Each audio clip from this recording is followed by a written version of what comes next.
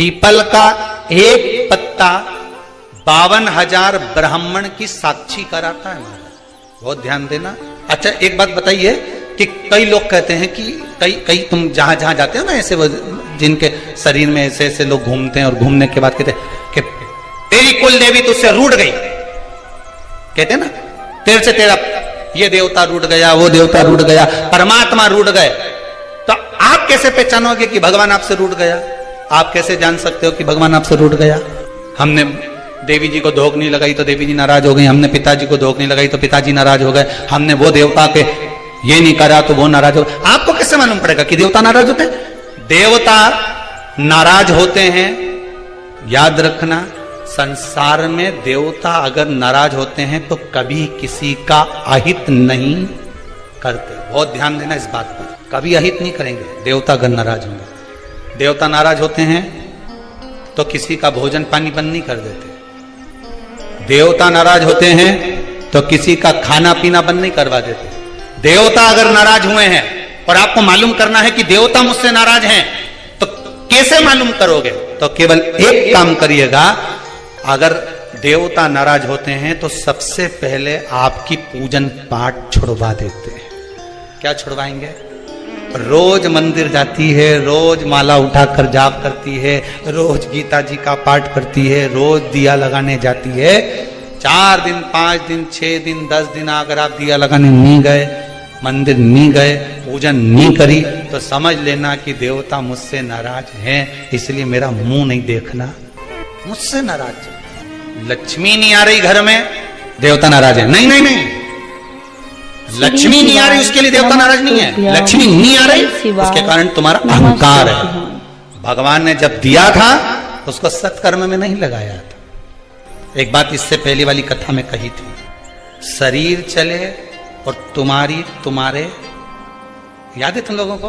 बस उतना याद कर लो, बहुत इतनी बात तुम लोग याद कर लोगे ना, तो आने वाले समय में 2-1 साल में तो तुम यहाँ हम बस इतनी याद कर लो। बस हर कथा में से इतनी निकाल लोगे ना, तो थोड़ा तो यहाँ समझ में तो आए लगे तो सही कि कथा अंदर गई। तो एक बार पहले कथा में, इससे पिछले वाली में की थी, 7 से पहले वाले में, कि तुम्हारे घर में चले और तुम्हारा शरीर चले, तब तक सारा दान पुण्य भजन तीरथ सब कर लो। और क्योंकि तुम्हारी घर में चलेगी तभी तुम दान कर सकोगे, सत्कर्म कर सकोगे, भजन कर सकोगे, शरीर सही होगा तो तीरथ कर सकोगे। अब शरीर ही साथ नहीं दे और घर में तुम्हारी नहीं चले तो कोई तीरथ होए कि दान होए? कैसे भजन करे? कुछ नहीं करना, पीपल का एक पत्ता, उस पत्ते पर थोड़ा सा चावल, पूर्णिमा की रात्रि को अपने हाथ में लेकर अपने नयनों से लगाकर शरीर पर से स्वयं उतार कर उसको दरवाजे के पास रख दीजिए।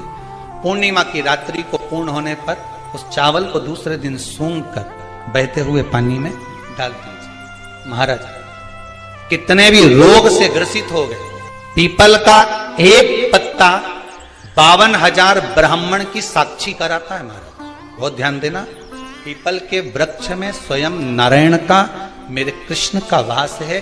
स्वयं भगवान गीता के अंतर्गत कहते हैं कि मैं पीपल का वृक्ष हूं। नारायण 52,000 ब्राह्मणों का वासा एक पीपल के पत्ते में होता है। और आपको पहले भी कथा में कहा, बेटी गाय ब्राह्मण बहन ये सब काल का हरण करने वाले हो। रो शिव का स्मरण करो। कई माताएं कहती हैं, गुरुदेव हमारे यहाँ पर शंकर भगवान का शिवलिंग नहीं है, तो क्या हम बाजार से ले आए? और हमारे यहाँ पर शिवलिंग है तो वो बड़ा है, तो क्या हम उसको पीपल के पेड़ के नीचे छोड़ आए? शिवलिंग है तो पूजन करो, नहीं है तो भगवान का जब स्नान कराओ, ठाकुर जी का कराओ, देवी जी का कराओ, जो तुम्हारे घर में भगवान है उनका जब पूजन कराओ, तो पूजन कराने के बाद में जब उनका स्नान कराओ, स्नान कराते समय थोड़ा सा भाव यही प्रकट कर लेना कि हम शंकर विश्वनाथ को, महाकाल राजा को, सोमनाथ को, मल्लिकार्जुन को, भीमाशंकर को, त्र्यंबकनाथ को हम जल चढ़ाएं। हे तो ठीक है, नहीं है तो देवताओं को बढ़ाने की जरूरत नहीं है। कारण क्या है? तुम तो कर लोगी सेवा, तुमसे तो सज जाएगी, पर आने वाली पीढ़ी करेगी। घर में सेवा उतनी ही करना, उतनी ही रखना जितनी तुमसे बन रही हो। तुम्हारे जाने के बाद घर के बहू बेटा भगवान को डलिया में भर के वृंदावन छोड़िया, ऐसा काम मत करो। जितनी बने उतनी छोटे रूप में सेवा करोगे तो पीढ़ी दर पीढ़ी चलती रहेगी। ज्यादा सेवा को बढ़ा दिया, श्री सुना नहीं, नमस्तु नहा के आओ, श्री शिवा, कपड़े बदल के आओ, नमस्ते, ये कर आओ, जाओ जरा। जितना तुम पूजन को, सेवा को, भजन को, कीर्तन को जितना हवा बनाओगे, जितना डराओगे लोगों को, वो उतने डरेंगे, उतने डरेंगे।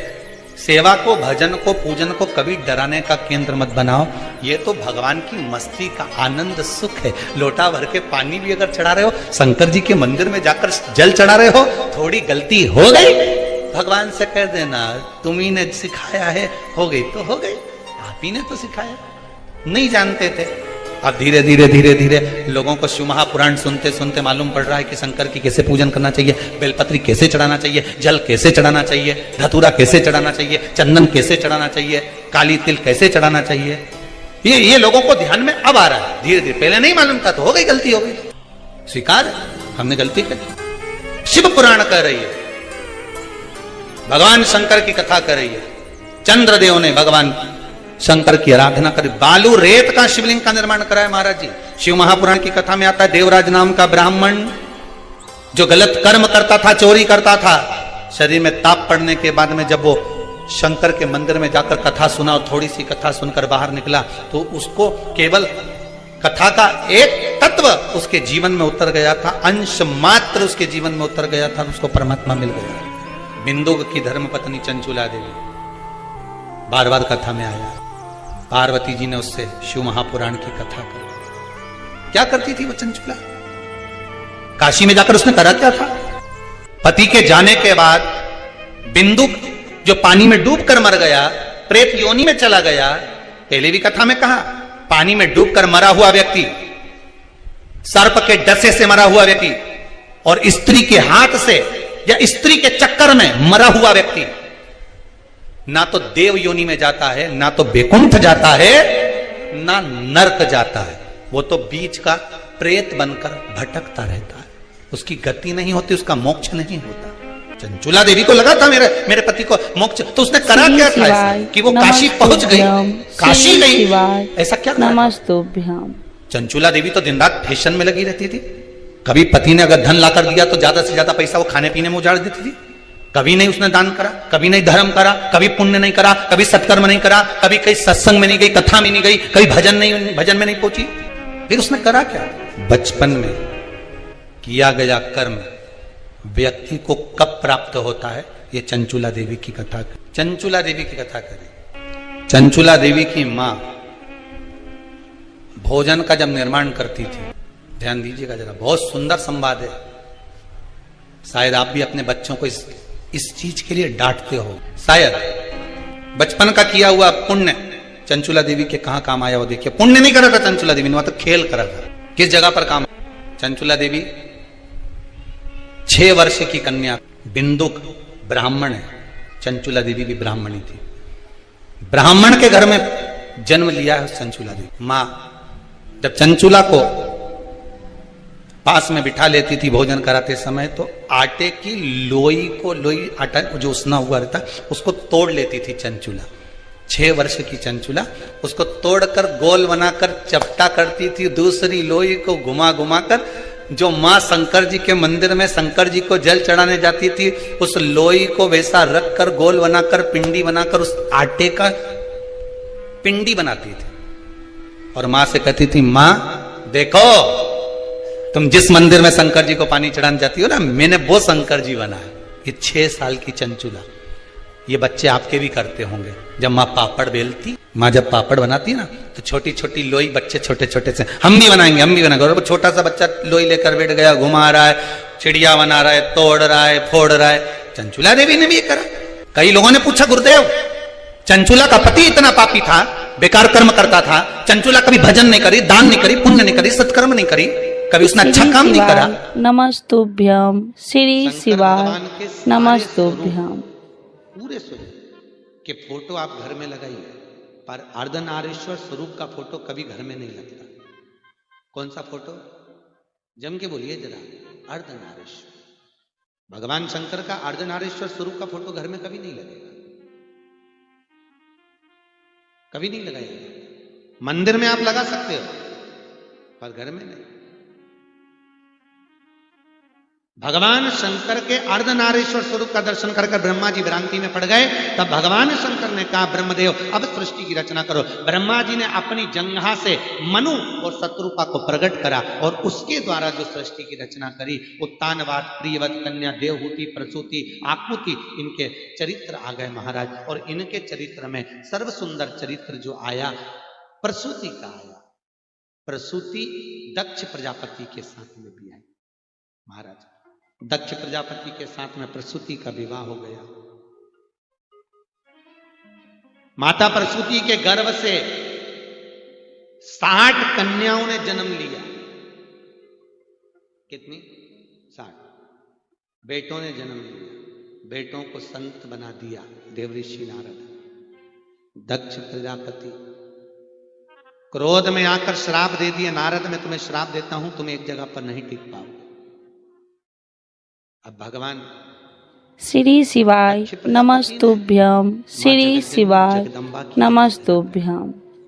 माता देवी की मां कृपा कर, मेरे घर में एक बेटी का और जन्म हो जाए, ऐसी कृपा कर दीजिए। मेरे घर में एक बेटी और हो जाए। स्वयं जगत जननी जगदम्बा बोली तेरे घर में 60 लड़कियों का जन्म हो गया और तू लड़की मांग रहा है। आज का व्यक्ति होता तो बेटी के जन्म के बाद में तो क्या मांगता? अरे बोलो तो बेटा। शिव महापुराण की कथा कहती है बेटा एक कुल को तारता है और बेटी 2 कुल को। पर शास्त्र की रीति है बेटा जन्म लेता है तो खूब नगाड़े बजते हैं, ढोल बजते हैं, और बेटी जन्म लेती है तो मां पलंग पर रोती है और सास चूल्हा के पास रोती है। याद रखिए बेटा भाग्य से पैदा होता है, पर बेटी के लिए बाप का 100 गुना भाग्य इकट्ठा करना पड़ता है, तब जाकर बेटी का जन्म होता है। और याद रखिए बेटा एक बार अपने माँ बाप को दुखी देख सकता है, पर बेटी कभी अपने माँ बाप को दुखी नहीं देख सकती। बेटी नहीं देख सकती। दुनिया के लोग कहते हैं बेटी की विदाई में सबसे ज्यादा मार होती है, पर शिव महापुराण की कथा कहती है बेटी की विदाई में जितना बाप रोता है उतना मां नहीं रोती, क्योंकि बेटा मां को प्रिय होता है और बेटी बाप को प्रिय होती है, क्योंकि बेटी के बिना बाप अधूरा है, अधूरा। 2 मित्र मिल गए बहुत दिनों के बाद। उसने पूछा श्री शिवाय नमस्तुभ्यं, श्री शिवाय नमस्तुभ्यं। बच्चे हो गए हो? मेरे तो भगवान की कृपा से 2 लड़के। लड़के? अरे वाह। और तेरे? मेरी 2 बेटी है, एक ये तनु एक मन, दोनों हाथ पकड़ा। ये बड़ी है ये छोटी है। अच्छा। उसने कहा अच्छा हुआ भैया भगवान ने मेरे को लड़की नहीं दी, मेरे को लड़का दिया, भगवान ने बड़ी कृपा करी। कहाँ लड़कियों के चक्कर में पढ़ो, स्कूल छोड़ो, कॉलेज छोड़ो, ध्यान रखो कहाँ जा रही कहाँ आ रही बज रही हो। और शंकर के मंदिर में जाकर उस जल को जो छाना हुआ जल रहे उससे अभिषेक कर दो, जैसे गन्ने के रस से करते हो, मौसम्बी के। श्री शिवाय नमस्तुभ्यं, श्री शिवाय नमस्तुभ्यं।